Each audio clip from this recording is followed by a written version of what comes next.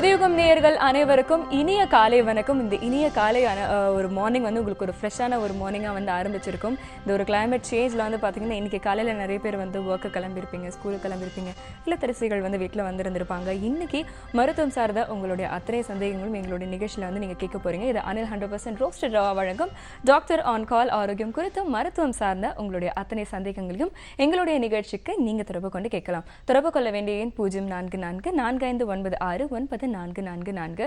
நம்ம முன்னாடி வந்து குறிப்பிட்டிருந்த மாதிரி வந்து பார்த்தீங்கன்னா இப்போ கிளைமேட் வந்து கொஞ்சம் கொஞ்சமாக வந்து மாறிட்டு வருது. நேற்றும் இன்னைக்கு காலையில் கூட நிறைய இடங்களில் வந்து மழை வந்து பெஞ்சிருக்கு.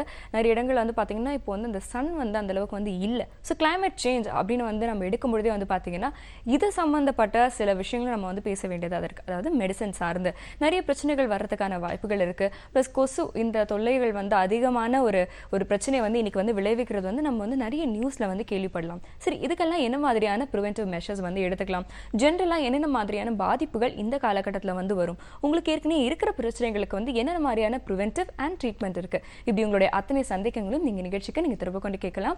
உங்களுக்கான பதில் சொல்கிறதுக்காக லைஃப்லைன் இன்ஸ்டிடியூட் ஆஃப் மினிமல் ஆக்சஸ்லேருந்து பொதுநலம் மற்றும் சர்க்கரை நோய் நிபுணர் டாக்டர் தினகரன் அவர்கள் வந்திருக்காங்க. மிக்க நன்றி டாக்டர்.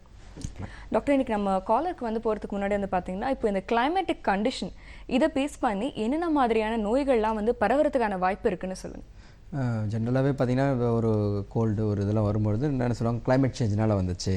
ஸோ அது மாதிரி ஒரு இது பொதுவான ஒரு கருத்து இருக்குது எப்போவுமே. ஸோ அப்போ வந்து இந்த கிளைமேட் சேஞ்சில் என்னென்ன வரலாம் அப்படின்னு பார்த்தீங்கன்னா முதல்ல வந்து என்ன இருக்கும், அந்த மழை பெய்யறதுனால தண்ணி தேங்குறது, இது மாதிரி பிரச்சனைகள் இருக்கும். இப்போ இதனால் வரக்கூடிய என்னென்ன கொசு தொல்லைகள் அதிகமாக இருக்கலாம். அதில் வந்து டெங்கு ப்ளஸ் மலேரியா இதெல்லாம் வந்து கொசுனால் வரக்கூடிய நோய்கள்.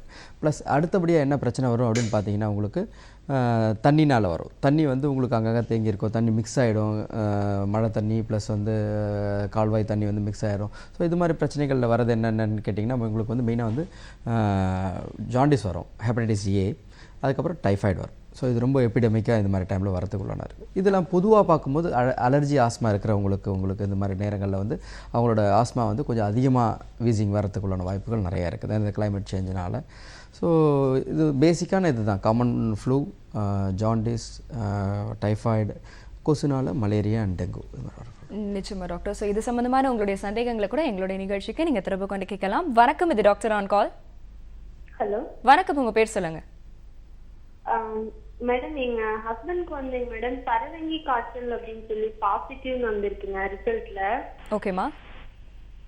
ஹலோ மேடம், சொல்லுங்கம்மா, சொல்லுங்க. டாக்டருக்கு இருக்காங்க, உங்களுடைய கேள்வியை நீங்க டாக்டர் கிட்ட திறந்து கேட்கலாம். எந்த ரிப்போர்ட் பாசிட்டிவ் வந்திருக்கு சார்? என்னோட லைன் கிளியரா இல்லைங்க சார். நான் கொஸ்டின் கேட்டது, அப்புறம் நான் ஆன்சரை வந்து டிவில பாத்துட்டேன் சார். கரெக்டா கிளியர் வாய்ஸ் கிளியரன்ஸ் வர மாட்டேங்குது. சொல்லுங்க. உங்களுடைய கேள்வியை நீங்க இன்னொரு தடவை வந்து கேட்கலாமா? கேட்டதுக்கு அப்புறம் டாக்டர் உங்களுக்கான பதில் வழங்குவாங்க. ஓகேங்க. சரவங்கி காய்ச்சல் வந்து இந்த மூட்டுல வந்து பாதம் மூட்டெல்லாம் வந்து லெஃப்ட் சைடு லெக் வந்து வீங்கிருந்ததுன்னா ரைட் சைடு லெக் நல்லா இருக்கு, ரைட் சைடு வீங்கிருந்தா லெஃப்ட் சைடு நல்லா இருக்குங்க. சரிங்க. ரிசல்ட் டெஸ்ட் பிளட் டெஸ்ட் எடுத்து பார்க்கும்போது வந்து சரவங்கி காய்ச்சல் வந்து பாசிட்டிவ்னு சொன்னாங்க. அதான் அது வந்து எதனால வருது, அது வந்து எப்படி கியூர் பண்ணலாமா, இல்லை டேப்லெட் வந்து லைஃப் லாங் கண்டினியூவா எடுக்கணும் அப்படிங்கிற மாதிரி டாக்டர் சொன்னாங்க. இல்ல அதுக்கு எந்த மாதிரி ட்ரீட்மெண்ட் பண்ணலாம் அப்படின்னு கேட்கலாம் சொன்னேன் சார். சொல்லுங்கம்மா. அதாவது இப்போ நீங்கள் அந்த பறவை நீர் தான் என்ன பிளட் டெஸ்ட் பண்ணீங்கம்மா? அது ஓகே, இணைப்பில் இருக்கீங்களா? சார் வாய்ஸ் கிளியரன்ஸ் வர மாட்டேங்குது. நீங்க என்ன டெஸ்ட்மா பண்ணீங்க? உங்களுடைய கணவருக்கு என்ன டெஸ்ட் வந்து பண்ணாங்கன்னு சொல்லுங்க. ஹலோ, உங்களுக்கு கேக்குதுங்களா நாங்க பேசுறது? என்ன டெஸ்ட் வந்து நீங்க மேற்கொண்டீங்கன்னு டாக்டர் கேக்குறாங்க. அது அவங்க சொல்றத பார்த்தா அது சிக்கன் குனியா மாதிரி அது சொல்றாங்க. கண்டென்ட் வந்துட்டு 8.3 இருக்கு மேடம். Uric acid. ஓகே. இது வந்து நீங்க சொல்றது வந்து யூரிக் ஆசிட்ங்கிற அது ஒரு இது வந்து நம்மளோட இது உடம்புல வந்து அதிகமாக இருக்கிறதுனால நம்மளுக்கு கவுட்டி ஆர்த்ரைட்டிஸ்ன்ற கண்டிஷன் வரலாங்க. சரிங்களா? ஸோ இப்போ இந்த கவுட்டி ஆர்த்ரைட்டிஸ் அவங்க சொல்கிறது வந்து மெயினாக வந்து இந்த யூரிக் ஆசிட் லெவல் அதிகமாக இருக்கிறதுனால அது என்ன ஆகும்னா எலும்பில் உங்களுக்கு வந்து தேய்மானத்தை ஏற்படுத்தும். ஸோ அதனால் ஆர்த்ரைட்டிஸ், கவுட்டி ஆர்த்ரைட்டிஸ் வரும். எல்லா எலும்புகளுக்கும் வந்து உங்களுக்கு வந்து அது மெயினாக வந்து ஆங்கிள் அண்ட் நீ தான் ரொம்ப பாதிக்கப்படக்கூடியது. ஸோ இதனால் வந்து பார்த்திங்கன்னா இந்த யூரிக் ஆசிட் லெவலை கம்மியாக வச்சுக்கிட்டே இருந்தால் கொஞ்சம் அந்த ப்ராப்ளம்ஸ் வந்து அவாய்ட் பண்ணிக்கலாம். சில பேசிக் மெடிசின்ஸ், சப்போர்ட்டிவ் மெடிசின்ஸ் தான் நம்ம மெயினாக கொடுக்க போகிறோம். டயட்டில் பார்த்திங்கன்னா ப்ரொக்கோலி, காலிஃப்ளவர் இதெல்லாம் யூரிக் ஆசிட் அதிகமாக இருக்குங்க. ஸோ அதெல்லாம் கொஞ்சம் குறைச்சிக்கணும். நான்வெஜ்ஜில் எல்லாத்துலேயுமே அதிகமாக இருக்குது, எஸ்பெஷலி ரெட் மீட்டில் வந்து கொஞ்சம் அதிகமாக இருக்குது. ஸோ அதெல்லாம் கொஞ்சம் குறைச்சிங்கனாலும் யூரிக் ஆசிட் லெவல் குறையும். யூரிக் ஆசிட் வந்து இப்போ என்ன சொல்கிறாங்கன்னு கேட்டிங்கன்னா, நாட் ஒன்லி இந்த கவுட்டி ஆர்த்ரைட்டிஸ், இந்த மூட்டு வாதத்துக்கு மட்டும் இல்லாமல் கொலஸ்ட்ராலுக்கு ஈக்குவலாக அது வந்து இருதயத்துலேயும் கூட நம்மளுக்கு அது சில கோளாறுகளை கொடுக்கறதுக்குள்ளான வாய்ப்புகள் இருக்குது. ஸோ அதனால் இது வந்து பயப்படுறதுக்கு ஒன்றும் இல்லைம்மா. இந்த மருந்து மாத்திரைகள் ரெகுலராக எடுக்கணும். ஃபிபுஸ்டாட் அப்படிங்கிற மாதிரி மருந்து மாத்திரைகள் கொடுப்பாங்க, இல்லை ஜைலோரிக்குங்கிற மாத்திரை கொடுப்பாங்க. ஸோ இது மூலியமாக அந்த யூரிக் ஆசிட் லெவலை வந்து நார்மலாக வந்து 4 to 5 இப்படி வச்சுக்கிட்டு இருந்தாங்கன்னா இந்த கம்ப்ளைண்ட்ஸ் வந்து கம்மியாக இருக்கும். ப்ளஸ் வந்து சப்போர்ட்டிவ் மெடிசன்ஸ் கொடுக்கணும். ஜாயின்ஸ்க்கு நம்ம சப்போர்ட்டிவ் மெடிசன்ஸ் கொடுக்கணும். ஒரு நல்ல ஆர்த்தோபெடிஷியன் பார்த்தாங்கன்னா ஈஸியாக இருக்கும். நிச்சயமாக டாக்டர். ஸோ டாக்டர்ஸ் ஆலோசனையை வந்து பின்பற்றுங்க. அவர் சொன்ன மாதிரியான ப்ரொக்கோலி, காலிஃப்ளவர் மற்றும் நான் வெஜிடேரியன் உணவு வகையில் வந்து தவிர்த்துறது நல்லதுன்னு சொல்லியிருக்காங்க. ஸோ இந்த மாதிரியான விஷயங்களை வந்து நினைவு வச்சுக்கோங்க. தொடர்ந்து உங்களுடைய சிகிச்சை வந்து மேற்கொண்டு உங்களுக்கான தீர்வு நிச்சயமாக கிடைக்கும். அடுத்த நேயர் வணக்கம். வணக்கம், உங்க பேர் சொல்லுங்க. ஹலோ, வணக்கம்மா, இணைப்புல இருக்கீங்க, உங்க பேர் சொல்லலாம். ஹலோ, நான் கரூர்ல இருந்து ராதா பேசுறேன். சொல்லுங்கம்மா. பேசுனாங்களா? சொல்லுங்க. வணக்கம், சொல்லுங்கம்மா. Good morning doctor. Very good morning doctor. எனக்கு பிரஷர், கொலஸ்ட்ரால் எல்லாமே இருக்குங்க டாக்டர். பட் எல்லாமே ரொம்ப கண்ட்ரோலா வச்சிருக்கேன் டாக்டர். 1 hour வாக்கிங் போயிடுங்க, யோகா 1 hour பண்ணிடுவேங்க. பட் எனக்கு ஒரு பெரிய ப்ராப்ளம் என்னன்னா ஹாஸ்பிட்டலுக்கு போனா பிரஷர் ஏறிக்குதுங்க டாக்டர். ஒரு ஃபியர். அது ஒயிட் காலர் சிண்ட்ரோம் சொல்லுவாங்க. அது டாக்டர்ஸை பார்த்தோன்னே இல்லை ஹாஸ்பிட்டல் பார்த்தோன்னே சில பேருக்கு வந்து பிபி வந்து ஏறிடுங்க. ஸோ அது அந்த நேரங்களில் மட்டும் பிபி ஏறிச்சுன்னா ஒன்றும் பயப்பட வேண்டியது இல்லைங்க. ஓகேங்க டாக்டர், புரியுறதுங்களா? ஆனால் வந்து நீங்களா அது கவுன்சிலிங் பண்ணிக்கிறது மட்டும் தான் வேணும் உங்களுக்கு. ஆக்சுவலாக உங்களுக்கு அந்த ஹாஸ்பிட்டல் போனோடனே ஐயோ ஒரு ஹாஸ்பிட்டல் போகிறோம், நம்மளுக்கு ஏதாவது ஒரு நோய் இருக்குன்னு சொல்லிடுவாங்க அப்படிங்கிறத மனசில் வந்து ஒரு இது வரும். ஸோ அதனால் உங்களுக்கு அந்த பிபி ஏறும். மற்ற நேரங்களில் வீட்டுகள்லையோ இல்லை நீங்கள் வீட்டில் உங்களுக்கு தெரிஞ்ச நர்ஸ் இல்லை வேறு யாராவது டாக்டர்ஸ் பக்கத்துலையோ இல்லை வச்சுக்கிறேன் டாக்டர். அதில் பார்த்துக்கிறதுனா 110 தான் டாக்டர் வீட்டில் இருக்குதுங்க. சரி, மார்னிங் வந்து கிட்ட 97, 80 இப்படி ரொம்ப வெரி வெரி நார்மலா இருக்கு டாக்டர். பட் ஹாஸ்பிட்டல்ல அந்த பிரஷர் பக்கத்துல போய் உட்கார்ந்துட்டோம்னா போதும் டாக்டர் 160 வந்துருதுங்க. இல்லை அது நிறைய பேருக்கு அது மாதிரி இருக்குங்க. அதனால் பயப்பட வேண்டாம், ஒன்றும் பயப்பட வேணாம். அதை நீங்கள் உங்கள் டாக்டர்கிட்ட வேணால் சொல்லிடணும். இது மாதிரி எனக்கு நான் வீட்டில் செக் பண்ண அந்த மானிட்டரை நீங்கள் செக் பண்ணி அந்த எழுதுறீங்களா ரீடிங்ஸ் அதெல்லாம் எடுத்துகிட்டு போய் டாக்டர்கிட்ட காமிச்சிங்கனாலே அவங்களுக்கு புரிஞ்சுக்கும். மற்றபடி diet and exercise what ever she is continue letter continue. நிச்சயமா டாக்டர். ஸோ டாக்டர் சொன்ன மாதிரி வந்து பார்த்தீங்கன்னா வந்து பதட்டப்பட வேணாம். எப்பயுமே வந்து டாக்டர் கிட்ட வந்து நிறைய பேர் போகாததுக்கான காரணம் நம்மளுக்கு ஏதாவது ஒரு நோய் இருக்குன்னு சொல்லிடுவாங்களோ அப்படிங்கிறது தான். ஒரு நோயை வந்து ஐடென்டிஃபை பண்ணி அதை இனிஷியல் காலகட்டத்திலே வந்து அதை குணப்படுத்தி உங்களுக்கான ஒரு குவாலிட்டி லைஃப், நல்ல ஒரு வாழ்க்கை வந்து அமைச்சு கொடுக்கறதுக்கு தான் வந்து டாக்டர்ஸ் வந்து முயற்சி பண்றாங்க. அதனால இந்த ஒரு பதட்டம் அண்ட் பயம் இது ரெண்டுத்தையுமே வந்து தவிர்த்துருங்க. நிச்சயமா உங்களுக்கான இந்த பிபி ப்ரெஷர் வந்து அப்பப்போ இன்க்ரீஸ் ஆகிற பிரச்சனை வந்து கண்ட்ரோல் ஆகும். அடுத்த நேயர் வணக்கம். சார் வணக்கம் மேடம். வணக்கம்மா, உங்க பேர் சொல்லுங்க. என்னன்னு சத்தி சொல்லுங்கம்மா, உங்க கேள்வி என்ன? பொண்ணுக்கு வந்து ஒரு மாசம் தான் ஆச்சு. ஓகே. பாத்தீங்கன்னா திடீர்னு காஃப் வந்துச்சு. காஃப் வந்து அது மார்னிங் ஒரு 5 minutes, நைட் ஒரு 5 minutes வருது. தொடர்ந்து அந்த காஃப் வந்துட்டே இருக்கு. டாக்டர்கிட்ட பார்த்துருக்கோம், கியூர் ஆயிடுன்னு இருக்காங்க. என் பையனுக்கும் இருமலா இருக்கு. புரியலம்மா? உங்க பையனுக்கும் அதே கோல்டு அதே இருமலா தான் இருக்கு, கோல்டா இருக்குங்க சார். ஏதாவது ப்ராப்ளம் ஆகுது, வீசிங் அந்த மாதிரி ஏதாவது ஒரு குழந்தைக்கு. எனக்கு பிறந்து ஒரு வருஷம் தான் ஆச்சு. அப்புறம் இல்லை மூக்கடைப்பு, மூக்கில் தண்ணி கொட்டுறது, காலையில் எழுந்திரிச்சோன்னே தும்மல் நிறையா இருக்கிறது, அது மாதிரி ஏதாவது பிரச்சனைகள் இருக்காமா? இல்ல அந்த மாதிரி எதுவும் இல்லைங்க சார். இப்போ இருமும் பொழுது சளி ஏதாவது வருதா? ஆமாங்க, சளி இருமும்போது சளி வருது. என்ன கலர் வருதுங்க? இல்லை ரத்தம் ஏதாவது வந்திருக்கா இது வரைக்கும்? இல்ல அது மாதிரி ஒயிட் விஷயம் எல்லோ மாதிரி தான் இருக்கு. இது ரெஸ்பிரேட்டரி இன்ஃபெக்ஷன் மாதிரி தான் இருக்குது. பயப்பட வேண்டாமா, ஒன்றும் இல்லை. மருந்து மாத்திரைகள் டாக்டர்ஸ் நீங்கள் அணுகி அதை எடுத்துக்கிற அந்த ஆன்டிபயோட்டிக்ஸ் எடுத்தாலே போதுமா? அதான் நீங்கள் ஏற்கனவே மாத்திரை எடுத்துக்கிட்டு இருக்கேன் நீங்கள், அதனால் பயப்பட வேண்டாம். இருமல் அதிகமாக இருந்தாலோ, தொடர்ந்து ஜுரம், அது ஈவினிங் ஃபீவர் வருது, இருமல் தொடர்ந்து வந்துக்கிட்டே இருக்குது, மாதக்கணக்கில் அது நிற்கவே இல்லைன்னா கண்டிப்பாக சில பரிசோதனைகள் பண்ணணும். ரத்த பரிசோதனைகள், எக்ஸ்ரே இது மாதிரி பண்ணிங்கன்னா நம்மளுக்கு உண்மையிலேயே உள்ள என்ன பெரிய பிரச்சனை ஏதாவது இருந்தாலும் உடனே தெரிஞ்சிடும். இல்லை ஒரே ஒரு வாரத்திலே உங்களுக்கு வந்து அந்த சளி ஜுரத்தில் டாக்டர் கொடுத்த மாத்திரையிலே சரியாக போயிடுச்சுன்னா நீங்கள் அதை பற்றி ரொம்ப கவலைப்படணும்னு அவசியம் இல்லை. இந்த கிளைமேட் சேஞ்சில் நார்மலாகவே காமன் கோல்டு, ஃப்ளூ வரத்துக்குள்ள வரத்துக்குள்ளான வாய்ப்புகள் நிறைய இருக்குது. ஓகே சார், டாக்டர் சொன்ன மாதிரி வந்து பார்த்தீங்கன்னா ஒரு மெடிகேஷன் வந்து எடுத்துட்டு இருக்கீங்க, மருந்து மாத்திரைகள் எடுத்துட்டு இருக்கீங்க, அதை வந்து தொடர்ச்சியாக வந்து எடுத்துக்கோங்க.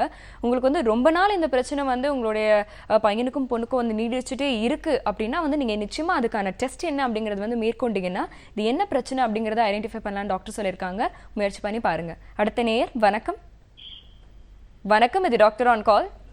ஹலோ, வணக்கம்மா, உங்க பேர் சொல்லுங்க. Dhanalakshmi calling from Chennai. சொல்லுங்க தனலட்சுமி, உங்க கேள்வி என்ன? Good morning doctor. Very good மார்னிங்மா, சொல்லுங்கள். டாக்டர், எனக்கு வந்து 32 ஏஜ் ஆகுது. ப்ரெக்னன்சி அப்போ எனக்கு ப்ரெக்னன்சி சுகர் 130 இருந்தது. இப்போ பேபிக்கு வந்து 3 months ஆகுது. ஆஃப்டர் ப்ரெக்னன்சி ஒரு 2 months கழிச்சு நான் சுகர் டெஸ்ட் பண்ணேன், fasting. Then after 2 hours check பண்ணேன். சரிங்க. ஃபாஸ்டிங்ல 84 இருந்தது, ஆஃப்டர் ஃபுட் வந்து 94 வந்தது. ஸோ என்னோட கொஸ்டின் வந்து என்னன்னா, இது வந்து ஆஃப்டர் 5 years or 10 years வந்து டயபெட்டிக் வரதுக்கான ஒரு சிம்டமா இருக்குமா அப்படின்றது. சொல்லுங்கம்மா, சொல்லுங்க. அதுக்கப்புறம் வந்து செகண்ட் ப்ரெக்னன்சி, அதாவது இந்த ப்ரெக்னன்சி அப்போ எனக்கு யூரினரி இன்ஃபெக்ஷன் வேற இருக்குதுன்னு சொன்னாங்க. பட் அதனால வந்து ஏதாவது ஃபியூச்சர்ல கிட்னி ப்ராப்ளம் ஏதாவது வருமான்றது டவுட் இருக்கு டாக்டர். இப்போ அதாவது உங்களுக்கு முதல் கேள்வி வந்து உங்களுக்கு வந்து ஜெஸ்டேஷனல் டயபெட்டிஸ் அப்படின்னு சொல்லியிருக்காங்க. அதாவது ப்ரெக்னன்சி டைமில் மட்டுமே வந்து பெண்களுக்கு சுகர் வரும். வந்துட்டு ப்ரெக்னன்சி குழந்தை பிறந்த உடனே அது வந்து சுகர் போயிடும். அது ஏன்னு கேட்டிங்கன்னா, மெயினாக வந்து கேட்டிங்கன்னா அந்த ஹார்மோன்ஸு, மெயினாக அந்த குழந்தை பெருக்க அந்த ப்ரெக்னன்சி டைமில் வந்து உங்களுக்கு வந்து ஹார்மோன்ஸ் வந்து அதிகமாகும். அந்த ஹார்மோன்ஸ் எல்லாமே வந்து கவுண்டர் ஹார்மோன் ஃபார் இன்சுலின். அப்போ வந்து இன்சுலினை செயலிழக்க செய்யுது. அப்போ செயலிழக்க செய்யும் பொழுது உங்களோட சுகர் வந்து அண்டர்லைங் சுகர் வந்து கொஞ்சம் அதிகமாக காட்டும். ஸோ அது மாதிரி நேரங்களில் சுகர் அதிகமாக இருந்துச்சுன்னா அவங்க ப்ரெக்னன்சியில் வந்து நிறைய காம்ப்ளிகேஷன் வரதுக்குள்ள வாய்ப்புகள் இருக்குது. ஸோ அதனால் நம்ம என்ன சொல்கிறோம், சுகர் இருந்துச்சுன்னா நம்ம வந்து மருந்து மாத்திரைகள் எடுக்க சொல்கிறோம். அதாவது எஸ்பெஷலி இன்சுலின் தான் ப்ரெக்னன்சி டைமில் பெஸ்ட் மெடிசன் வந்து பார்த்திங்கன்னா இன்சுலின் தான். ஸோ அப்போ இந்த இன்சுலின் எடுக்கிறாங்க. ஸோ இன்சுலின் எடுத்து ஒன்ஸ் ப்ரெக்னன்சி முடிஞ்ச உடனே அவங்க இந்த குழந்தை பிறந்தவொடனே அந்த ஹார்மோன்ஸ் லெவல்லாம் கம்மியாகிடும், ஆட்டோமேட்டிக்காக டயபெட்டிஸ் இல்லாமல் போயிடும். பட் இவர்களுக்கு நாங்கள் என்ன சொல்கிறோம் அப்படின்னு கேட்டிங்கன்னா, இவர்களுக்கு ஃப்யூச்சரில் டயபெட்டிஸ் வரத்துக்கு ஒரு வாய்ப்பு இருக்குது. எப்படி நம்ம சொல்கிறோம், அப்பா அம்மாவுக்கு சுகர் இருந்தால் குழந்தைகளுக்கு வரதுக்கு வாய்ப்பு இருக்குது, உடல் பருமம் இருந்தால் வாய்ப்பு இருக்குது. அதே போல் ப்ரெக்னன்சி டைமில் யார் யாருக்கெல்லாம் வந்து சுகர் இருக்கோ அவங்களுக்கும் ஃப்யூச்சரில் டயபெட்டிஸ் வரத்துக்கு வாய்ப்புகள் இருக்குது. ஸோ அதனால் நம்ம என்ன பண்ணணும், ஒரு ப்ரிகாஷன் எடுத்துக்கணும். வருமுன் காக்கிறதுக்கு முன்னாடி நம்ம எப்படி கொஞ்சம் ஆக்டிவாக, ஃபிசிக்கல் ஆக்டிவிட்டியாக கொஞ்சம் அதிகமாக இருக்கணும், டயட் கண்ட்ரோலில் இருக்கணும். ஸோ பேசிக்கான ஒரு இதுதான் எக்ஸசைஸ். ஸோ இது மாதிரி டென்ஷனை குறைக்கிறது, உடல் பருமம் ஆகாமல் இருக்கிறது, இதெல்லாம் நீங்கள் பார்த்துக்கிட்டாலே நம்மளுக்கு வராமலும் தவிர்த்துக்கலாம். ஒன்றும் பயப்படுறதுக்கு ஒன்றும் இல்லை. இது ஒன்று. யூரினரி ட்ராக்ட், செகண்ட் கொஸ்டின் வந்து யூரினரி ட்ராக்ட் இன்ஃபெக்ஷன் சொன்னாங்க. ஸோ யூரினரி ட்ராக்ட் இன்ஃபெக்ஷன் ரொம்ப காமன் டியூரிங் ப்ரெக்னன்சியில். ஸோ நிறைய தண்ணி குடிக்கிறது மூலிமா நம்ம இதை அவாய்ட் பண்ணலாம். இதனால் வந்து விதமான கிட்னி ப்ராப்ளம்லாம் வராது. அதாவது யூரினரி ட்ராக்ட் இன்ஃபெக்ஷன் நம்ம ட்ரீட் பண்ணாமல் விட்டுட்டிங்க அப்படின்னா தான் அது அங்கேருந்து பரவி யூரோசெப்சிஸ் அது மாதிரி போகிறதுக்குள்ளான வாய்ப்புகள் இருக்குது. ஸோ மற்ற நேரங்களில் அதுக்காண்டி நீங்கள் ரொம்ப பயப்படணுங்கிற அவசியம் கிடையாது. சில நல்ல மருந்து மாத்திரைகள் இருக்குது, அதை எடுத்துக்கிட்டிங்க, டாக்டரோட ஆலோசனையோடு நீங்கள் எடுத்துக்கிட்டிங்க அப்படின்னா அதோட இதெல்லாம் ஈஸியாக நம்ம வந்து கிளியர் பண்ணிடலாம். ஓகே, ஸோ டாக்டர்ஸ் ஆலோசனை வந்து பின்பற்றுங்க, பயப்பட வேணாம்னு சொல்லியிருக்காங்க. அதே சமயம் கரெக்டான ப்ராப்பர் எக்ஸசைஸ் அண்ட் டயட் வந்து மெயின்டைன் பண்ண சொல்லியிருக்காங்க. அது மட்டும் இல்லாமல் நிறைய தண்ணீர் குடிக்க சொல்லியிருக்காங்க. உங்கள் 2 பிரச்சனைக்கான தீர்வு வந்து இது மூலமாக கிடைக்கும்னு சொல்லியிருக்காங்க. முயற்சி பண்ணி பாருங்க. இதே மாதிரியான உங்களுடைய சந்தேகங்களை தொடர்ச்சியாக ஒரு சின்ன விளம்பர இடைவேளைக்கு அப்புறமா எங்களுடைய நேர்லை நிகழ்ச்சிக்கு நீங்கள் திரும்ப கொண்டு கேட்கலாம். இது அனில் 100% ரோஸ்டட் ரவா வழங்கும் டாக்டர் ஆன் கால்.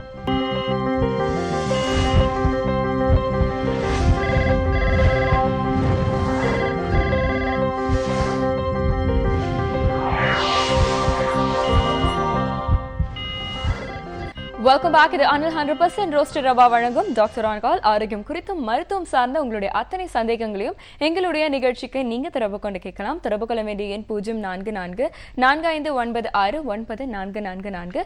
உங்களுடைய சந்தேகங்களுக்கு விடை சொல்றதுக்காக லைஃப்லைன் இன்ஸ்டிடியூட் ஆஃப் மினிமல் ஆக்சஸ்ல இருந்து பொதுநலம் மற்றும் சர்க்கரை நோய் நிபுணர் டாக்டர் தினகரன் அவர்கள் இருக்காங்க. ஸோ உங்களுடைய கேள்விகளை நீங்க திறந்து கேட்கலாம். வணக்கம், இது டாக்டர் ஆன் கால். வணக்கம். வணக்கம், உங்க பேர் சொல்லுங்க. என் பேர் மோகன் மேடம். சொல்லுங்க மோகன், உங்க கேள்வி என்ன? மேடம், ரீசெண்டா கிட்னி ஸ்டோன் இருந்தது. ஓகே. அந்த ஸ்டோன் வெளியே வரும்போது நான் ஸ்கேன் பண்ணும்போது எனக்கு ஃபேட்டி லிவர் இருக்குன்னு தெரிய வந்தது. எத்தனை நாளைக்கு முன்னாடி ஐடென்டிஃபை பண்ணாங்க சார்?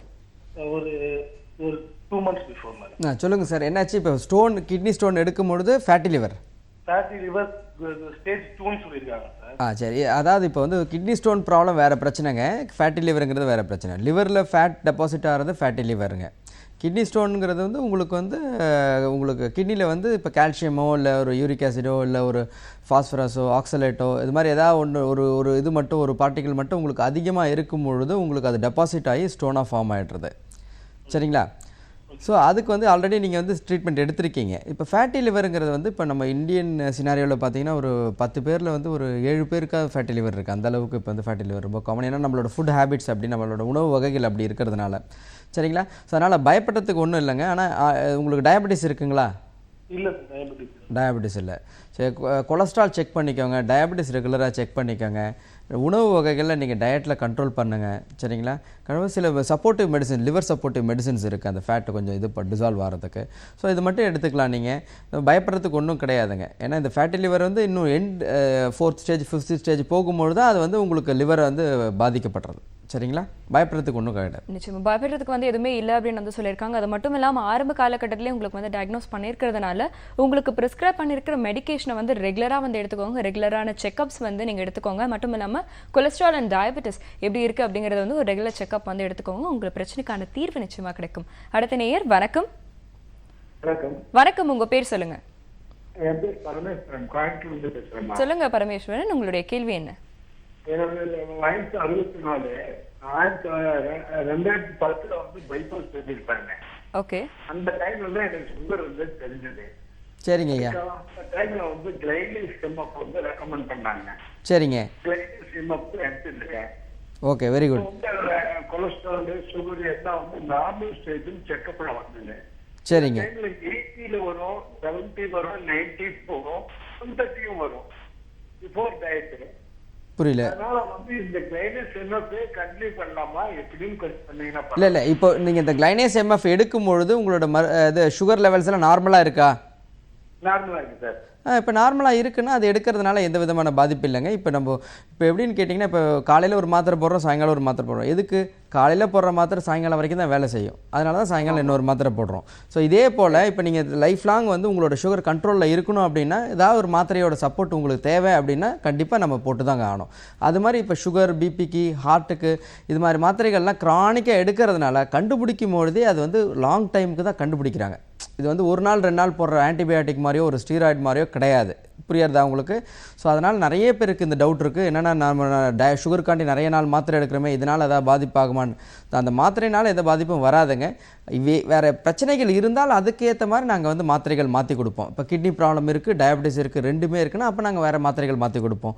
லிவர் ப்ராப்ளம் இருக்குது, டயபெட்டிஸ் இருக்குன்னா வேறு மாத்திரைகள் மாற்றி கொடுப்போம். மற்றபடி நீங்கள் ரெகுலராக மாத்திரை எடுக்க வேண்டியது உங்களோட கட்டாயங்க. சுகர் கண்ட்ரோலில் எப்பவுமே வச்சுக்கணும். ஓகே. ஸோ டாக்டர்ஸ் ஆலோசனை வந்து பின்பற்றுங்க. அது மட்டும் இல்லாமல் பேஷண்ட்ஸ் வந்து பொதுவாக வந்து ஒரு சின்ன தவறு என்ன செய்வாங்கன்னு பார்த்தீங்கன்னா, ஒரு 3 மாத காலம் வந்து ஒரு மெடிசன் எடுத்துக்கணும் அப்படின்னாங்கன்னா உங்களுக்கு பிரச்சனை வந்து ஒரு 2 மாதத்துலேயே வந்து தீர்ந்துருச்சுன்னா அதுக்கப்புறம் அந்த மெடிசனை வந்து டிஸ்கண்டினியூ பண்ணிடுவாங்க. ஸோ அது மாதிரி வந்து நிச்சயமாக வந்து பண்ணாதீங்க. இந்த 3 மாத காலம் அப்படின்னா அந்த ஒரு பீரியட் ஆஃப் டைமுக்கு நிச்சயமாக வந்து மாத்திரை எடுத்துக்கிட்டு ஒரு டாக்டரோட கன்சல்டேஷனுக்கு அப்புறம் தான் வந்து நீங்கள் அதை வந்து டிஸ்கண்டினியூ பண்ணணும். ஸோ இந்த மாதிரி சின்ன சின்ன தவறுகள் வந்து செய்யாமல் நம்ம பார்த்துக்கிட்டாலே நம்மளுக்கான பிரச்சனைக்கான தீர்வு ரொம்ப சுலபமாக வந்து கிடைக்கும். முயற்சி பண்ணி பாருங்க. அடுத்த நேயர் வணக்கம். ஹலோ வணக்கம், உங்க பேர் சொல்லுங்க. ஹலோ, நிஷா பேசுறேன் மேடம். சொல்லுங்க நிஷா, உங்க கேள்வி என்ன? சொல்லுங்கம்மா, சொல்லுங்க சார். எனக்கு 13 இயர்ஸா சுகர் இருக்குங்க. சரிங்கம்மா. ஆனா ரொம்ப ஜாஸ்தி 200க்கு மேல எல்லாம் அதிகமா போறது இல்ல, கண்ட்ரோலா இருக்க ஒரு அளவுக்கு. நல்ல விஷயங்க. கொலஸ்ட்ரால் வந்து 210 வரைக்கும் வரும். கொலஸ்ட்ரால் இருக்குது. சரிங்க. அப்புறம் கால் பாத எரிச்சல் தான் எனக்கு ரொம்ப தாங்க முடியறது இல்ல. உயிர் போற மாதிரி வலி எடுக்கு, பார்த்து தொடவே முடியறது இல்ல. சரிங்க. அது மோஸ்ட்லி உங்களுக்கு சுகர் வந்து 13 வருஷமா இருக்கிறதுனால உங்களுக்கு நம்ம வந்து ரெகுலராக டெய்லி நம்ம சுகர் செக் பண்ணுறது கிடையாதுங்க. நடுவில் கொஞ்சம் அன்கண்ட்ரோல்டாக போச்சு அப்படின்னா, ஒரு ஸ்ட்ரெஸ் இருக்கும்போது கொஞ்சம் அதிகமாக இருக்கிறது, இதன் மாதிரி அப்பப்போ அன்கண்ட்ரோல்டாக போகும்பொழுது சுகரோட காம்ப்ளிகேஷன் சொல்கிறோம். பெரிஃபரல் நியூரோபதி, சின்ன சின்ன நரம்பு குழாய்கள், சின்ன சின்ன ரத்த குழாய்கள் நம்ம உடம்புல பாதிக்கப்படுறதுனால உங்களுக்கு கால் எரிச்சல் இருக்குது. ஸோ சுகரை வந்து நம்ம வெறும் ஃபாஸ்டிங் பிபி மட்டும் இல்லாமல் கடந்த 3 மாதங்களாக எப்படி சுகர் இருந்துச்சு அப்படிங்கிறத HbA 7.6னா இன்னும் கொஞ்சம் டைட் கண்ட்ரோல் வரணுங்க. நீங்கள் 6.5ங்கிறது நல்ல ஒரு கண்ட்ரோல். சரிங்களா? ஸோ அப்போ 6.5க்கு எடுத்துகிட்டு வர பாருங்கள். பார்த்தீங்கனாலே உங்களுக்கு பாதி சிம்டம்ஸ் குறைஞ்சிரும். அது இல்லாமல் நிறைய மாத்திரைகள் இருக்குங்க. கை கால் எரிச்சல் அந்த இதுக்கு வந்து நல்ல மாத்திரைகள்லாம் இருக்குது. பி காம்ப்ளெக்ஸ் இருக்குது. ஸோ இதன் மூலிமா அந்த இப்போ சிம்டம்ஸ் வந்து உங்களுக்கு கிளியர் ஆகிடும். ஒன்றும் பயப்பட வேண்டாம். அதேமாதிரி கொலஸ்ட்ரால்னு வரும்பொழுது கொலஸ்ட்ராலில் வந்து நீங்கள் வெறும் டோட்டல் கொலஸ்ட்ரால் மட்டும் பார்த்தாதுங்க. நம்ம HDL LDL நல்ல கொலஸ்ட்ரால் கெட்ட கொலஸ்ட்ரால்லாம் இருக்குது. அதையும் நம்ம பார்த்துக்கணும். அதோட லெவலுக்கு ஏற்ற மாதிரி தான் நம்மளுக்கு காம்ப்ளிகேஷன்ஸ் இருக்கும். ஸோ அதை கண்டிப்பாக செக் பண்ணி அதுக்கு மருந்து மாத்திரைகள் தேவைன்னா எடுத்துக்கணும். ஓகே. ஸோ உங்களுக்கான அந்த பயப்பட வேண்டிய அந்த ஒரு கட்டாயம் வந்து இல்லை அப்படின்னு வந்து சொல்லியிருக்காங்க. அதே மாதிரி நீங்கள் கன்சல்டேஷன் ஏற்கனவே எடுத்துட்டு இருக்கீங்க இல்லையா, அது வந்து சரியாக வந்து கண்டினியூ பண்ணுங்கள். அது மட்டும் இல்லாமல் உங்கள் டயபெட்டிஸ் லெவலை வந்து கரெக்டாக வந்து மெயின்டைன் பண்ணுங்கள். ஏற்கனவே நீங்கள் செஞ்சுட்டு இருந்த எக்ஸசைசஸ் அண்ட் ஃபுட் டயட் அந்த பேட்டர்னை இன்னும் கரெக்டாக வந்து ஃபாலோ பண்ணிங்கன்னா உங்களுக்கு பிரச்சனைக்கான தீர்வு நிச்சயமாக கிடைக்கும். அடுத்த நேயர் வணக்கம். வணக்கம், இணைப்பில் இருக்கீங்க, தொடர்ந்து பேசலாம். மேடம், நான் டாக்டர் பேசுறேன். சொல்லுங்க சார். சார், நான் வந்து எனக்கு கிட்னி ஸ்டோன் இருந்துச்சு. ஒரு 2 வருஷத்துக்கு முன்னால ஆபரேஷன் பண்ணேன் சார். சரிங்க. அது வந்து இப்ப திரும்ப வந்து எனக்கு லேசா வலி இருந்தது. சரி, செக் பண்ணி பார்த்தீங்களா? ஆமா, செக் பண்ணி பார்த்தா ஒரு 5 mm ஏதோ இருக்குன்னாங்க சரிங்க சார். கேட்குது, சொல்லுங்க. 5 mm இருக்குன்னாங்க. நான் மாத்திரை தான் சாப்பிட்டுருந்தேன். திரும்ப மாத்திரை ஒரே சாப்பிட்ற மாதிரி தான் விட்டுட்டேன். இருந்தா லேசா தடுக்கிற மாதிரி இருக்கு சார். யூரின் போறதா கொஞ்சம் ஸ்லோவா போகுது சார். அதான் இப்போ ஆனா ஸ்லோவா போகுது. அதான் ஐயா, இப்போ பாருங்கள், நான் சொல்கிறேன் கேளுங்க. இப்போ எப்படின்னு கேட்டிங்கன்னா, இப்போ கிட்னி ஸ்டோன் வந்து இப்போ 5 mmங்கிறது வந்து நம்மளோட அந்த டியூப் வெளியில் வரக்கூடிய அந்த டியூப் வந்து 6 to 8 mm வரைக்கும் இருக்குங்க. இந்த 5 mmங்கிறது ஒரு ரவுண்டாக ஷேப்பில் இருந்துச்சுன்னா அழகாக வந்துடலாங்க. வரும்போது அங்கங்கே நிற்கும்பொழுது உங்களுக்கு வலி இருக்கலாம். ஆனால் அது ஒரு வேளை ரவுண்டாக இல்லை, கொஞ்சம் வேறு மாதிரி இரெகுலர் ஷேப்பில் இருக்குது அப்படின்னா மாட்டிக்கிறதுக்கு கூட நிறைய வாய்ப்பு இருக்குங்க. யூரின் ஃப்ளோவாக வருது அப்படின்னு கேட்டிங்கன்னா நீங்கள் கண்டிப்பாக அல்ட்ராசவுண்ட் வயிற்றுக்கு ஸ்கேன் பண்ணி பார்க்கணும். அந்த ஸ்டோன்னால் அடைப்பு ஏற்பட்டு ஹைட்ரோ யூரேட்ரோ நெஃப்ரோசிஸ்ன்னு சொல்லுவாங்க. நீர் வந்து திரும்பி மேலே கிட்னிக்கு போகிற மாதிரி இருந்துச்சு அப்படின்னா கண்டிப்பாக சிஸ்டோஸ்கோப்பி போட்டு நம்ம அதை வந்து எடுக்கிறது பெட்டருங்க அந்த ஸ்டோனை. சரிங்களா? இப்போ உங்களுக்கு உங்களுக்கு வந்து கிட்னி ஸ்டோன் வந்திருக்கு, உங்களுக்கு ஏற்கனவே வந்திருக்கு, திருப்பி ஏன் வந்திருக்கு அப்படின்னு கேட்டிங்கன்னா உங்களுக்கு வரக்கூடிய வாய்ப்புகள் நிறைய இருக்கிறதுனால உங்களுக்கு டயட்லேயும் நீங்கள் நிறைய தண்ணி குடிச்சும் இதெல்லாம் அவாய்ட் பண்ணாமல் இருந்தீங்க அப்படின்னா திரும்பி வந்துக்கிட்டே தாங்க இருக்கும். இந்த வாட்டி நீங்கள் ஸ்டோனை எடுக்கும்பொழுது வேணால் நீங்கள் அந்த ஸ்டோனை டெஸ்ட்டுக்கு கொடுத்து அது என்ன மாதிரி ஸ்டோன் அப்படின்னு பார்த்துக்கிட்டோம்னா கால்சியமா இல்லை யூரிக் ஆசிடா இல்லை ஆக்சலேட்டா அப்படின்ற பார்த்தீங்கன்னா அந்த டயட்டை நம்ம கொஞ்சம் டயட்டிஷியன் கிட்ட கேட்டோம்னா அதுக்கேற்ற மாதிரி நம்ம ஃபில்டர் பண்ணும்போது அது ஆட்டோமேட்டிக்காக கொஞ்சம் குறையும் அந்த எபிசோட். நிச்சயமா டாக்டர், நிச்சயமா இந்த டாக்டர் சொன்ன ஆலோசனை வந்து பின்பற்றுங்க, உங்களுக்கு பிரச்சனைக்கான தீர்வு நிச்சயமா கிடைக்கும். அடுத்த நேயர் வணக்கம். ஹலோ வணக்கம், உங்க பேர் சொல்லுங்க. முகேஷ் குமார் மேடம். சொல்லுங்க சார், உங்களுடைய கேள்வி என்ன? எனக்கு 21 வயசு ஆகுது. சொல்லுங்க சார். சார் 21 வயசு ஆகுது சார் எனக்கு. சொல்லுங்க. சுகர் ப்ராப்ளம் இருக்கு. ஓகே. சுகர் 16 வயசுல இருந்தே இருக்கு. சரிங்க. இன்சுலின் யூஸ் பண்ணிட்டு இருக்கேன். ஓகே. டைப் 1 அப்படின்னு சொல்லியிருக்காங்களா உங்களுக்கு? டைப் 1. சரி. டைப் 1 அப்படிங்கிறப்ப வந்து உங்களுக்கு என்னன்னு கேட்டிங்கன்னா உங்களோட கணையம் வந்து உங்களோட உடல் உறுப்பில் இருக்க ஒரு ஜீனால் ட்ரிகர் ஆனதுனால உங்களோட கணையத்தில் இருக்கிற அத்தனை பீட்டா செல்லுகளும் அழிஞ்சிருக்குங்க. ஸோ அந்த பீட்டா செல்ஸ் தான் வந்து இந்த இன்சுலினை சுரக்கக்கூடியது. அதுதான் நம்ம உடம்புல இருக்கிற சுகரை வந்து எனர்ஜியாக மாற்றுறதுக்கு யூஸ்ஃபுல்லாக இருக்கிற ஒரு கீ. ஸோ அப்போ அந்த கீ இல்லாதனால நம்ம வெளியிலேருந்து நம்ம இன்சுலின் எடுத்துக்கிறோம். சரிங்களா? ஸோ இப்போ டைப் 1க்கு பெரிய சொல்யூஷன்னு பார்த்தா ஒன்றும் இல்லைங்க. நீங்கள் உங்களோட லைஃப் ஸ்டைல் மாடிஃபிகேஷன், அதாவது உங்களுக்கு அதை புரிஞ்சுக்கணும். உங்களுக்கு வந்து டயபெட்டிஸ்னால் என்ன, நீங்கள் சாப்பிடக்கூடிய ஒரு சாப்பாடுக்கும் இன்சுலின் தேவைங்க. அது உங்கள் உடம்புக்கு உள்ளால இல்லைங்கிறதுனால நம்ம வெளியிலேருந்து நம்ம இன்சுலின் எடுத்துக்கிறோம். ஸோ அதை புரிஞ்சுக்கிட்டாலே நீங்கள் அந்த ஒரு எஜுகேஷன் தான் உங்களுக்கு ரொம்ப முக்கியம். நீங்கள் டயபெட்டிஸ் இந்த நோயை பற்றி நீங்கள் கொஞ்சம் நிறைய படிக்க வேண்டியது இருக்கும். நிறைய படித்து தெரிஞ்சுக்கணும். இல்லை எங்ககிட்ட வந்தீங்கன்னா நாங்களும் ஆலோசனை கொடுப்போம், நாங்கள் உங்களுக்கு அதை எக்ஸ்பிளைன் பண்ணுவோம். எக்ஸ்பிளைன் பண்ணுறது மூலிமா அதை புரிஞ்சுக்கிட்டாலே நீங்கள் எப்போ டோஸ் குறைக்கணும், எப்போ டோஸ் அதிகப்படுத்தணும், நல்ல உடற்பயிற்சி பண்ணுறீங்க, நிறைய எக்ஸசைஸ் பண்ணுறீங்க அப்படின்ற பட்சத்தில் நம்ம அந்த நேரங்களில் இன்சுலினை குறைக்கணும். மற்ற நேரங்களில் நம்ம நார்மலாக எடுத்துக்கலாம். ஸோ உங்களுக்கு மெயினாக கவுன்சிலிங் அண்ட் வந்து எஜுகேஷன், டயபெட்டிக் எஜுகேஷன் தான் உங்களுக்கு இம்பார்ட்டன்ட். ஓகே. ஸோ டாக்டர்ஸ் ஆலோசனையை வந்து நீங்கள் வந்து பின்பற்றுங்க. ஒரு சின்ன கவுன்சிலிங் கூட உங்களுக்கு தேவை அப்படின்னு வந்து சொல்லியிருக்காங்க. பேசிக்காக ஒரு நோயோட தன்மையை நம்ம வந்து புரிஞ்சுக்கிட்டாலே அதுக்கு கொடுக்குற அந்த ட்ரீட்மெண்ட் நம்ம வந்து புரிஞ்சுக்கிட்டாலும் அதை நம்ம வந்து சரியாக வந்து ஃபாலோ பண்ணுவோம். ஸோ அதை பற்றியும் நிச்சயமாக வந்து தெரிஞ்சுக்கோங்க. அண்ட் உங்களுடைய தெளிவான பதில்களுக்கு மிக்க நன்றி டாக்டர். எஸ், இதை தொடர்ந்து இதுக்கப்புறம் வந்து பார்த்தீங்கன்னா நுரையீரல் சம்பந்தமான உங்களுடைய பிரச்சனைகளுக்கான தீர்வுகளை வந்து கொடுக்கறதுக்காக டாக்டர் ஐஸ்வர்யா வந்து வந்துட்டு இருக்காங்க. ஸோ உங்களுக்கு இது சம்பந்தமான பிரச்சனைகள் ஏதாவது இருந்ததுன்னா எங்களுடைய நேர்லை நிகழ்ச்சிக்கு ஒரு சின்ன விளம்பர இடைவேளைக்கு அப்புறமா தொடர்புக்கு கேட்கலாம். இது அனில் 100% ரோஸ்டராக வழங்கும் டாக்டர் ஆன் கால்.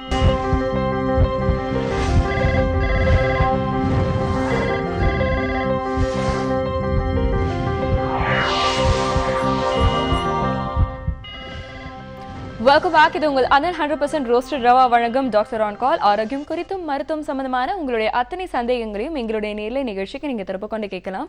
தொடர்பு கொள்ள வேண்டிய எண் 0444459444. இப்போ உங்களுடைய சந்தேகங்களுக்கு பதில் சொல்றதுக்காக லைஃப்லைன் இன்ஸ்டிடியூட் ஆஃப் மினிமல் ஆக்சஸ்லேருந்து consultant pulmonologist doctor Aishwarya Vinod அவர்கள் வந்திருக்காங்க.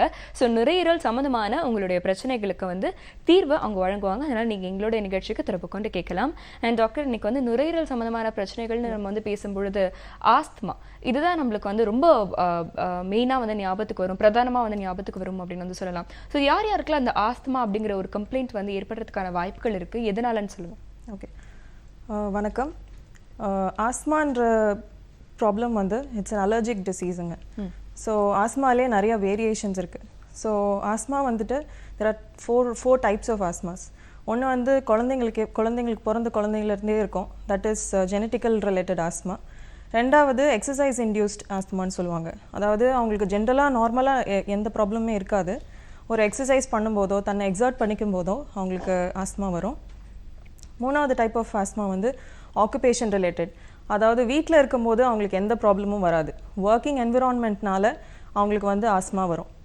ஸோ நாலாவது வந்து ஸ்மோக்கிங் பண்ணுவாங்க, ப்ளஸ் அவங்களுக்கு நுரையீரல் ஜெனட்டிக்கலாகவே ஆஸ்மா இருக்கும். ஸோ இது வந்து ஆஸ்மா சிஓபிடி ஓவர்லாப் சிண்ட்ரோம்னு சொல்லுவாங்க. ஸோ இதில் ஆஸ்மா வந்து நம்ம எப்படி டயக்னோஸ் பண்ணுவோம் அப்படின்னா, ஃபஸ்ட்டு 5 years ஆஃப் லைஃப் சின்ன குழந்தைங்களுக்கு எந்த ஒரு வீசிங்னு அந்த குழந்தைக்கு சொல்ல தெரியாது. ஸோ யூஸ்வலாக எப்படி ப்ரெசென்ட் பண்ணுவாங்கன்னா, குழந்தைங்களுக்கு அடிக்கடி மூச்சு வாங்குற ப்ராப்ளம் வரும், குழந்தைங்களுக்கு அடிக்கடி ஃபீவர் வரும், சளி இரும்பல். ஸோ இந்த மாதிரி ப்ரெசென்ட் பண்ணுவாங்க. குழந்தைங்க தூங்கும்போது கருன்னு ஒரு சத்தம் வரும். ஸோ மதர்ஸ் அதை வச்சு தான் வந்து டாக்டர்ஸ் கிட்ட கூட்டிகிட்டு வருவாங்க. நம்ம அப்போவும் வந்து ஆணித்தனமாக இது ஆஸ்மா அப்படின்னு சொல்ல முடியாது. ஏன்னா ஆஸ்மாவுக்கு வந்து ஃபியூ டெஸ்ட் பண்ணணும். அந்த டெஸ்ட் எப்படின்னா, ஒரு ஸ்பைரோமெட்ரின்ற மிஷினில் குழந்தைங்கள ஊத சொல்லி அதுக்கப்புறமா நம்ம வந்து அது ஆஸ்மாவா இல்லையா அப்படின்னு டயக்னோஸ் பண்ணோம். ஸோ லெஸ் தேன் 5 years குழந்தைங்களுக்கு அந்த டெஸ்ட்டு நம்மளால் பண்ண முடியாதுங்க.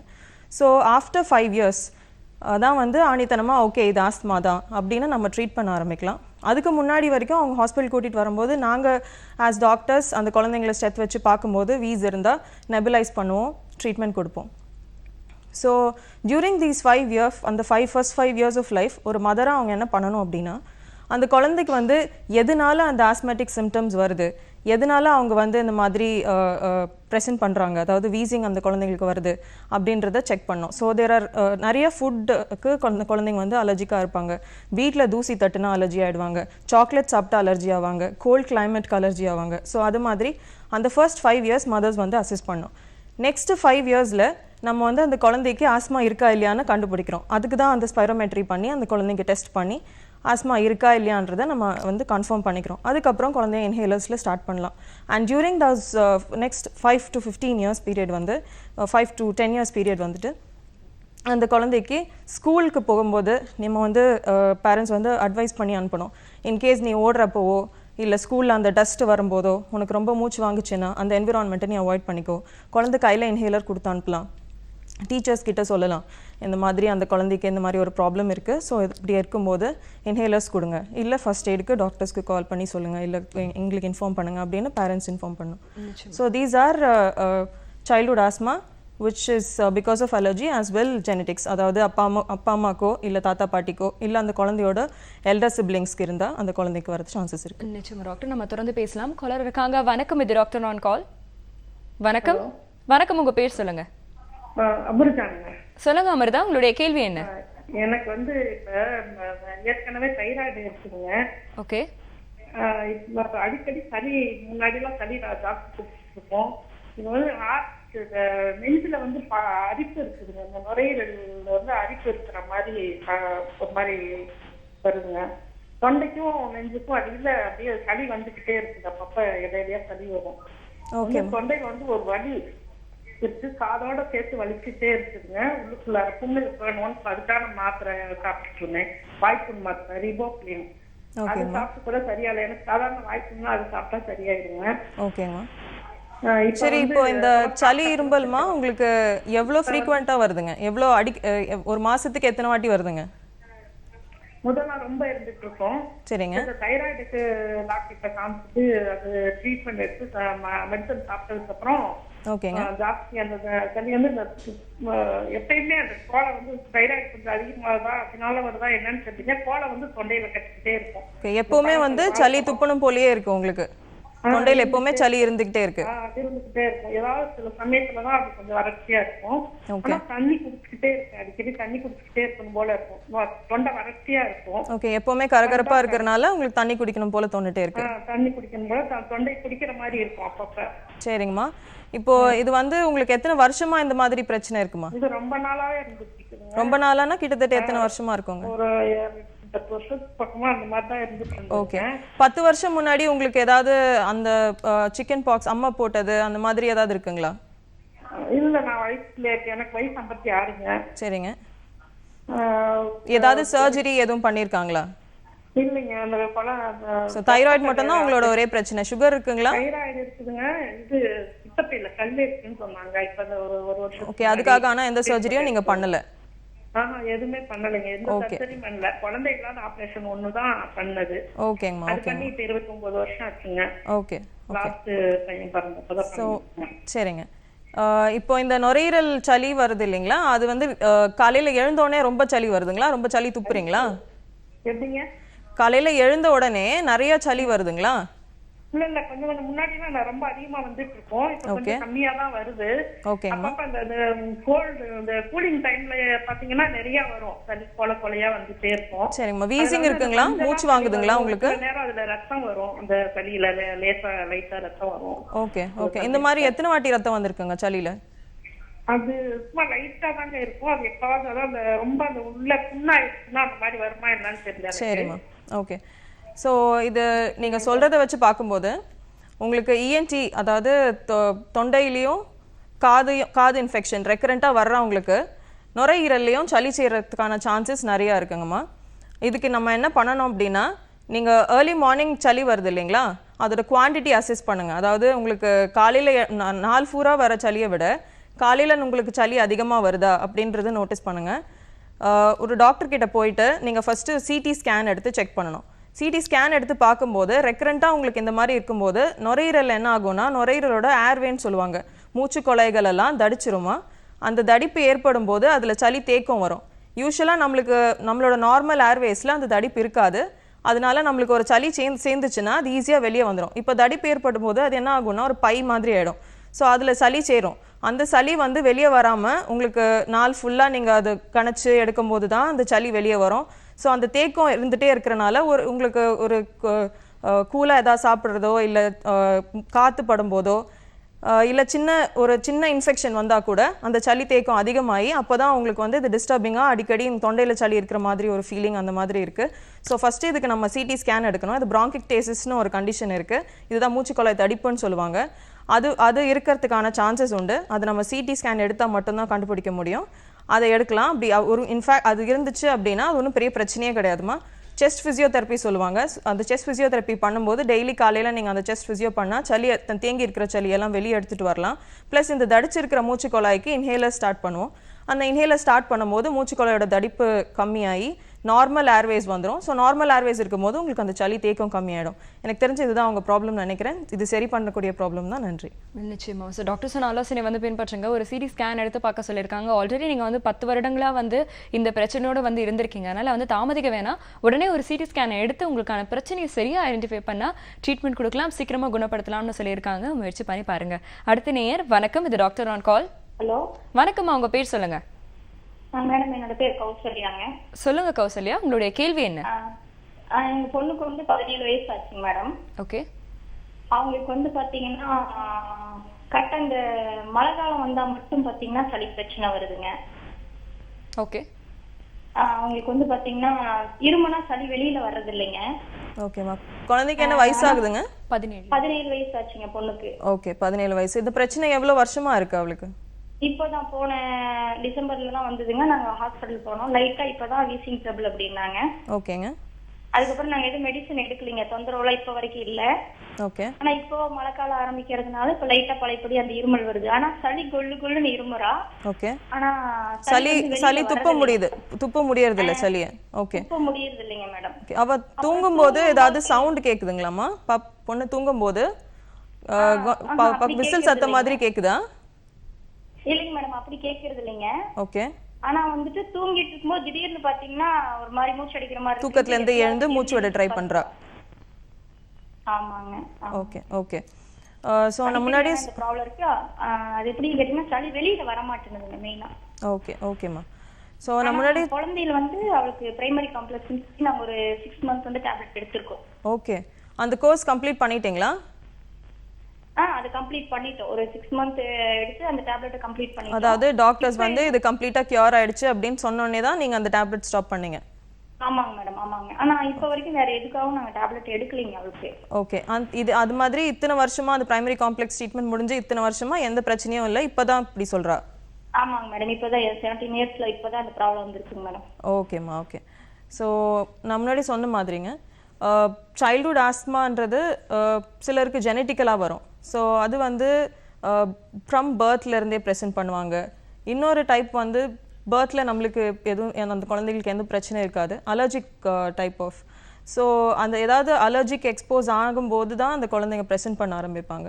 And other sector is there is 1 to 5% of the population பார்த்தீங்கன்னா டியூரிங் த பியூபர்ட்டி அந்த டைமில் to 15 to 17 years or 13 to 17 years அந்த age group be it boys and girls அந்த ஏஜ் குரூப்பில் அவங்களுக்கு வந்து இந்த ப்ரெசென்டிங் ஃபீச்சர்ஸ் நிறையா இருக்கும். ப்ளஸ் உங்கள் பொண்ணுக்கு ஆல்ரெடி அந்த ஹிஸ்ட்ரி ஆஃப் ப்ரைமரி காம்ப்ளெக்ஸ் இருக்கிறதுனால ப்ரைமரி காம்ப்ளெக்ஸ் குழந்தைங்களுக்கு வரும்போது என்ன ஆகும்னா லங்கில் ஒரு ஃபோக்கஸ்னு சொல்லுவாங்க, ஒரு பகுதி வந்து நுரையீரலில் அந்த டியூபர்கல் பேசிலையால் லேசாக அரிச்சிருவாங்க. ஸோ நம்ம என்ன தான் ட்ரீட்மெண்ட் அந்த ப்ரைமரி காம்ப்ளெக்ஸ்க்கு கொடுத்தாலும் ஒரு அடிப்பட்டால் எப்படி ஒரு தழும்பு ஃபார்ம் ஆகுதோ நம்ம உடம்புல, அதே மாதிரி அந்த பாக்டீரியா வந்து அந்த லங்கில் இருக்கிற அந்த சமயம் நம்ம ட்ரீட்மெண்ட் கொடுத்து அந்த பாக்டீரியா நம்ம உடம்புலேருந்து அழிஞ்சதுக்கப்புறமா அந்த இடத்துல ஒரு ஸ்காரிங் டிஷ்யூ மாதிரி ஃபார்ம் ஆகிடும். இந்த ஸ்காரிங் டிஷ்யூ என்னென்னா இட் பிகம்ஸ் another ஃபோக்கஸ். அந்த ஸ்காரிங்கில் நாளைக்கு ஏதாவது ஒரு சின்ன இன்ஃபெக்ஷனோ இல்லை ஏதாவது ஒரு பாக்டீரியல் இன்ஃபெக்ஷன் நம்ம உடம்புல வருது அப்படின்னா அந்த பாக்டீரியாவுக்கு அந்த இடம் வந்து க்ரோயிங்க்கு ரொம்ப ஒரு நல்ல க்ரோத் ஆகிற இடமா இருக்கும். ஸோ அந்த ஸ்காரிங்கில் திரும்ப ரெக்கரண்ட்டாக இன்ஃபெக்ஷன்ஸ் வரதுக்கான சான்சஸ் அதிகம்.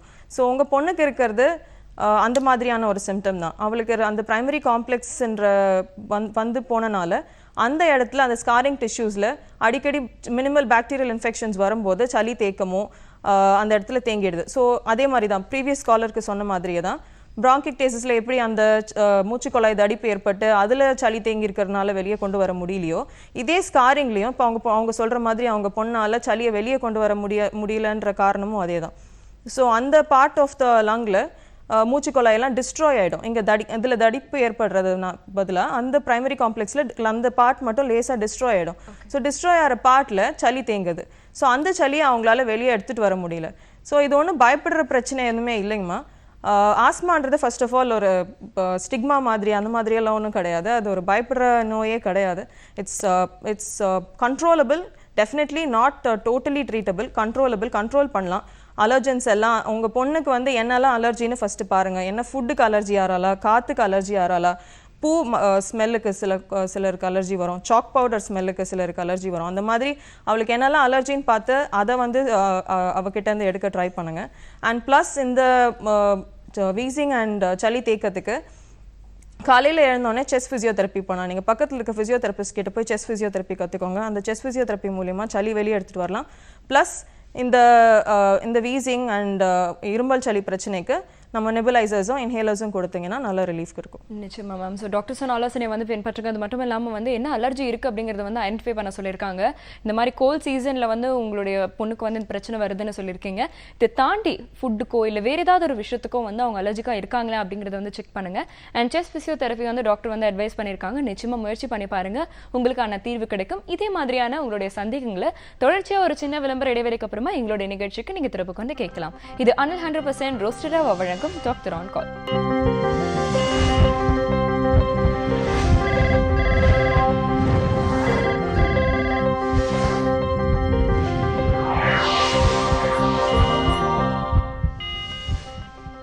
Welcome back. இது அனில் 100% ரோஸ்டட் ரவா வழங்கும் டாக்டர் ஆன் கால். ஆரோக்கியம் குறித்தும் மருத்துவம் சார்ந்த உங்களுடைய அத்தனை சந்தேகங்களையும் எங்களுடைய நேர்லை நிகழ்ச்சிக்கு நீங்க தொடர்பு கொண்டு கேட்கலாம்.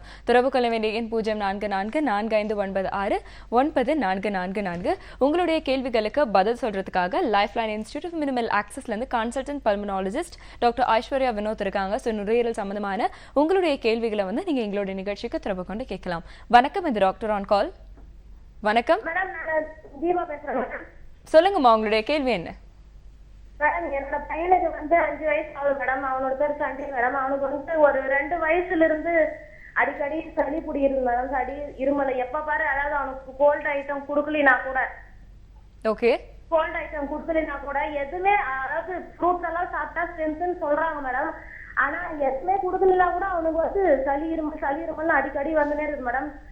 ஹாஸ்பிட்டல் போய் செக் பண்ணதுக்கு இந்த மாதிரி அலர்ஜி இருமலா இருக்கலாம் அப்படின்னு சொல்றாங்க மேடம்.